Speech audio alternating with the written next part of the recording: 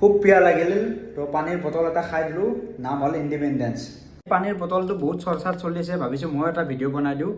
তো বহুতে সপক্ষেও বনাই আছে বহুতে বিপক্ষেও বনাই আছে তো মই কোনো আম্বানী বা ৰিলায়েন্সৰ মই কোনো শত্ৰুও নহয়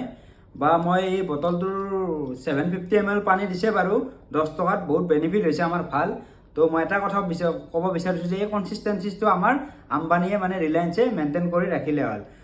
মানে আমাৰ ক্ষুদ্ৰ কোম্পানীবিলাক মাৰ খুৱাই দিছে কাৰণ 750 ml দিছে পানী বেছি হয়নে নহয় তো ভাল কাম কৰিছে বাৰু ইণ্ডিপেণ্ডেঞ্চে তো মই এটাই কথা অনুৰোধ যে প্ৰথমতে গোটেই মাৰ্কেটখন দখল কৰিবৰ কাৰণে এই ইণ্ডিপেণ্ডেঞ্চে পুৰা ধামাকাদাৰ লগাইছে বাৰু বেছিকৈ পানী দিছে কিন্তু পিছত যাতে আমাৰ জিঅ'ৰ নিচিনা নকৰে জিঅ' যেতিয়া ষ্টাৰ্টিঙত আহিছিল নতুনকৈ